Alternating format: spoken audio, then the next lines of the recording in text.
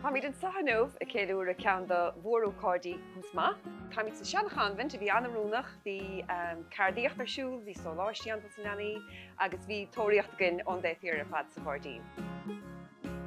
Dócha go dosníomar ar na Tóraíochtaí sa timpeall ar 10 bliain ó shuine stíortha. So tá sé fás na haon bliain bhí sé anna bheag ar dúis agus tá sé fás na haon bliain socha meachtá neart go neart.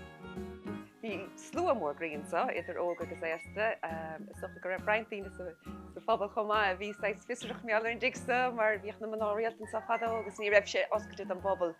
So is spás an iasa agus bhí sé go húntaach na haine iscint. Bhí sé an gealt an Mad Hatter agus bhí mar a déanamh eilíse dír na nótas. So bhí eilíse ann bhí banríon na grí ann agus bhí an cunín bán ann.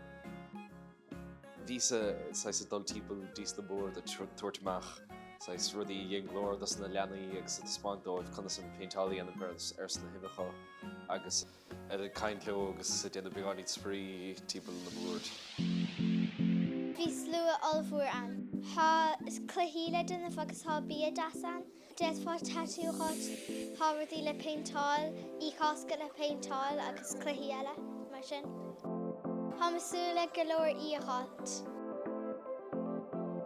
Bhí sé go húntaach a bheith na leanaí éiscint agus an ar sása bhí sé bhainteas agus bud idir anna hanamh has cunín na Cásca tháinig chuin bhí an tálainn go dána sé bliana. Chud ar scéime chun takeúla is mothirí tá tógant in aní le gailann smaile go meach na ócáidí mórasa a bhín anhachtach tail le fáil as gailann na gadaine.